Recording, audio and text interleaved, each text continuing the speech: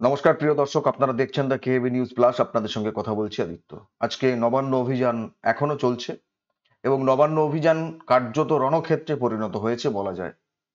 বিভিন্ন জায়গা থেকে, রাজ্যের সমস্ত প্রান্ত থেকে ছাত্র সমাজ কোট আনকোট এই নাম দিয়ে নবান্ন অভিযানের যে আহ্বান জানানো হয়েছিল, সেই আহ্বানে সাড়া দিয়ে অসংখ্য ছাত্রছাত্রী বলুন বা বিভিন্ন বয়সের মানুষ, যদি আমরা এক কথায় বলবার চেষ্টা করি যে শুধু ছাত্র সমাজেরই এই অভিযানটা ছিল, হয়তো ছাত্র সমাজ ডাক দিয়েছিল, কিন্তু বিভিন্ন বয়সের মানুষ যে এতে যোগ দিয়েছেন এ কথা যদি আমরা না বলি তাহলে সত্যের অপলাপ করা হবে। সবাই যোগ দিয়েছেন সামগ্রিকভাবে একটা প্রতিবাদী মানসিকতা নিয়ে। সব মানুষ এসেছেন এই নবান্ন অভিযানে যোগ দিতে এবং সেই নবান্ন অভিযান কার্যত একটা রণক্ষেত্রের চেহারা নিয়েছে উভয় তরফেই রণক্ষেত্রের চেহারা নিয়েছে। কেন বলছি? গতকালই আমরা বলেছিলাম যে রাজ্য সরকারের তরফ থেকে, অর্থাৎ পুলিশ প্রশাসনের তরফ থেকে এবং রাজ্যের শাসক দল তৃণমূল কংগ্রেসের তরফ থেকেও বারবার সাংবাদিক বৈঠক করে কার্যত ধমকানি চমকানি দেওয়া হয়েছিল যে এটার কোনো বৈধতা নেই, এটা একদম সম্পূর্ণ আইনত একটা অনুমতিহীন প্রোগ্রাম, অবৈধ প্রোগ্রাম। সুতরাং আমরা তখনই বুঝতে পেরেছিলাম যে এই প্রোগ্রামকে, নবান্ন অভিযানের যে কর্মসূচি, এটাকে ব্যাপকভাবে দমন করার ব্যবস্থা হবে। কালকে থেকেই রাজ্যের নবান্নে ঢোকার, নবান্ন অভিমুখী সমস্ত রাস্তাকেই কার্যত ব্লক করে দেওয়া হয়েছিল এবং বিভিন্ন জায়গায় এই আপনারা দেখছেন ছবি, গার্ডরেল শুধু নর্মাল নয়, একদম রাস্তার মধ্যে সে গার্ডরেল গুলোকে ঢালাই দিয়ে শক্তপোক্ত পাকাপোক্ত করে কংক্রিটেড করে তৈরি করা হয়েছিল। বাঁশের ব্যারিকেড, তার সঙ্গে এইরকম ঢালাই দিয়ে ব্যারিকেড তৈরি করা, যাতে কোনোভাবেই সেগুলোকে কেউ ভাঙতে না পারে। এবং তার উচ্চতা 7 ফুট, কোথাও 8 ফুট, কোথাও এরকম হাইটে হাইটে করা হয়েছে, যাতে কেউ এগুলোকে ভেঙে নবান্নর দিকে এগোতে না পারে। আর একটা নতুন জিনিস এবারে দেখলাম, অদ্ভুত ব্যাপার, একটা গণতান্ত্রিক আন্দোলন, শান্তিপূর্ণ আন্দোলন, সেই আন্দোলনটাকে সরকার কিভাবে দমন করছে পুলিশ প্রশাসনকে সামনে রেখে এবং বিভিন্ন উপায় পন্থা অবলম্বন করে। এর আগে আমরা দেখেছি জলকামান তো চালানোই হয়, জলকামানের মধ্যে আবার রঙিন জল ব্যবহার করা হয় আজকাল চিহ্নিত করার জন্য। আর এবারে যে নতুন জিনিসটা দেখলাম সরকারের তরফ থেকে, একটা কন্টেনার ক্রেন দিয়ে তুলে, এই যে ছবি দেখুন, একটা কন্টেনার ক্রেন দিয়ে তুলে এনে রাস্তার মাঝামাঝি রেখে দিয়েছে, যাতে কোনোভাবেই ওটাকে আর সরিয়ে কেউ যেতে না পারে। একটা গণতান্ত্রিক আন্দোলনকে এইভাবে দমন করবেন? কি দাবি নিয়ে যাচ্ছিল তারা? জাস্টিস ফর আরজি কর, তোমার স্বর আমার স্বর, জাস্টিস ফর আরজি কর। এবং আপনি যেহেতু রাজ্যের মুখ্যমন্ত্রী, যেহেতু স্বাস্থ্য দপ্তর আপনার অধীনে, পুলিশ দপ্তর আপনার অধীনে, সমস্ত বিভাগগুলো যখন এক এক করে ফেল করছে, আপনার উপরে যখন তীব্র অনাস্থা, তখন সেই ছাত্র সমাজ তারা আহ্বান জানিয়েছিল নবান্ন অভিযান এবং দফা 1 দাবি 1 মুখ্যমন্ত্রীর পদত্যাগ। এই দাবি নিয়ে তারা নবান্ন অভিযান করতে যাচ্ছিল।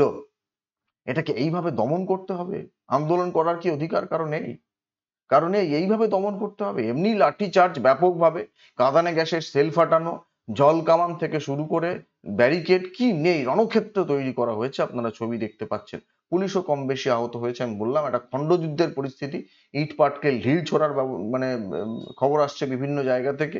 এবং ছাত্রছাত্রীদেরও বা যারা অংশগ্রহণ করেছেন, আমি আগেই বললাম শুধু ছাত্রছাত্রীরা আছেন বললে সত্যের অপলাপ করা হবে, বিভিন্ন বয়সের মানুষ উপস্থিত হয়েছেন জাতীয় পতাকা নিয়ে। আমি দেখছিলাম অদ্ভুতভাবে জাতীয় পতাকা নিয়ে দাঁড়িয়ে আছেন, সে হয়তো ব্যারিকেডের উপরে উঠে পড়েছে কোনোভাবে, তার দিকে এমন ভাবে জল কামান ছোড়া হচ্ছে এবং হচ্ছে যে এমন ভাবে তাকে মারধর করা হচ্ছে, লাঠিচার্জ করা হচ্ছে, জাতীয় পতাকা নিয়ে সে কার্যত মাটিতে লুটিয়ে পড়ছে। এই বিষয়গুলো তো ভাবা উচিত। একটা শান্তিপ্রিয় আন্দোলন, সাধারণ মানুষের আন্দোলন, সবচেয়ে বড় কথা কি দাবিতে আন্দোলন, এইটাকে মাথায় রাখবেন না?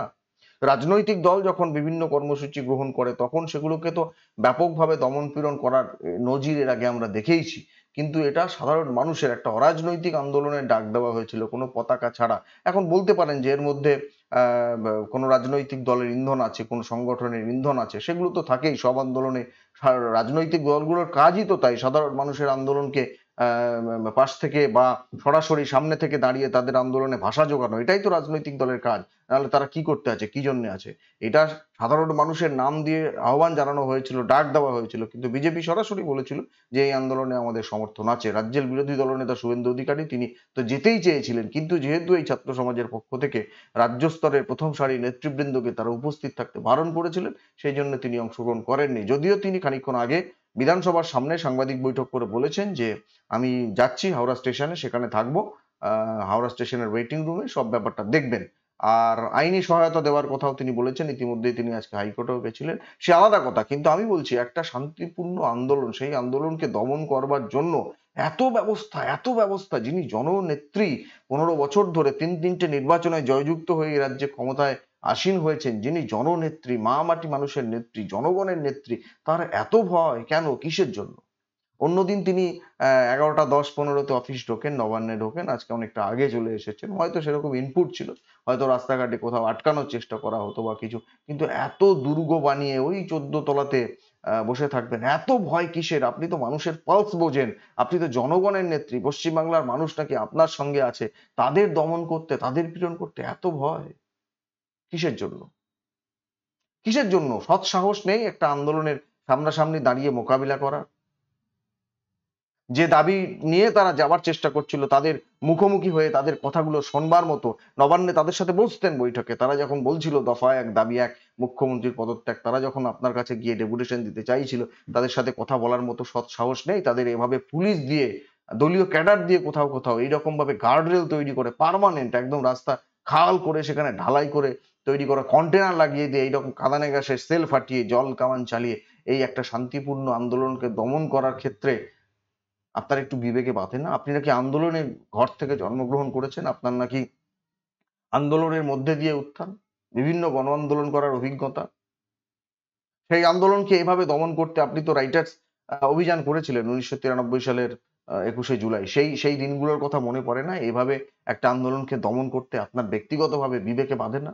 আর এরকম ছোট ছোট ছেলে মেয়েরা যারা আজকে আন্দোলন করতে গেছে, যারা আজকে লড়াই সংগ্রামের মধ্যে দিয়ে তাদের দাবিটাকে জানাতে গেছে, সেই আন্দোলনটাকে এইভাবে দমন করতে এত ভয় কিসের জন্য আপনার? এত ভয় কিসের জন্য? কালকে যে লম্বা চওড়া কথা বললেন তৃণমূল কংগ্রেসের মুখপাত্ররা বা পুলিশ প্রশাসন, বডি চাই, গুলি চাই, কই? কাদের অত্যাচার করতে দেখছি আজকে? সাধারণ যারা আন্দোলন করতে গেছেন, শুধু ছাত্র নয়, সব অংশের মানুষ, তাদের উপর অত্যাচার করছে কারা? কারা লাঠিচার্জ করছে? কারা কাঁদানে গ্যাসের সেল ফাটাচ্ছে? রাবার বুলেট চালাবার প্রয়োজন হয়েছে কিনা জানি না, বা কি পরিস্থিতি, কারা চালাচ্ছে এগুলো? কারা? ছাত্রছাত্রীরা করছে, বা যারা আন্দোলনে অংশগ্রহণ করেছেন তারা করছে?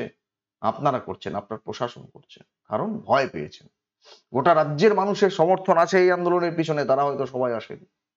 ঘোষিত অবস্থান বামেরা আসেইনি, কংগ্রেস আসেনি, বিজেপি তাদের অবস্থান পিছন থেকে বলেছে আমরা তাদের আন্দোলনের সঙ্গে আছি, সমর্থন করব। বিজেপি ফুল স্ট্রেংথেও আসেনি, একটা অংশ হয়তো নিশ্চিতভাবে গেছেন। তাহলে এই আন্দোলনকে দমন করতে এত ভয়? আপনি জননেত্রী, জনগণের নেত্রী, মানুষ তো আপনার সঙ্গে আছে, সৎ সাহস থাকলে তাদের কথাটা আপনার শুনতে পারলেন না? আর আপনার পুলিশ বীরপুঙ্গব আজকে সেদিন আরজি করের ঘটনা ঘটতে দিল, ভাঙতে দিল, ভাঙচুর করতে দিল চুপচাপ দাঁড়িয়ে থেকে, আর আজকে এইরকম একটা গণতান্ত্রিক আন্দোলনের উপর এইরকম ভাবে অত্যাচার করছে, লাঠিচার্জ করছে। বিবেকে বাধে না? এই জন্যই বলে যে আপনি পুলিশ মন্ত্রী হিসেবে মোস্ট অযোগ্য, স্বাস্থ্যমন্ত্রী হিসেবে তো আপনি একেবারে জিরো ফেল। সেই জায়গা থেকে দাঁড়িয়ে আপনি নিজে নিজেকে প্রশ্ন করুন যে ওই আসনে, ওই চেয়ারে যেখানে বসে আছেন 14 তলার উপরে, একদম সিকিউরিটি পরিবৃত হয়ে, সেখানে থাকার যোগ্যতা কি আপনার আছে? আছে? নিজে নিজেকে প্রশ্ন করুন। জনগণের অনাস্থা আপনার উপর আছে? আপনার থাকার যোগ্যতা? প্রিয় দর্শক, কি বলবেন আপনারা? আপনাদের মূল্যবান মতামত কমেন্ট বক্সে কমেন্ট করে জানাবেন। আসলে সত্যি সত্যি কি উনি ভয় পেয়েছেন? পেয়েছেন বোধহয়। জানাবেন আপনারা।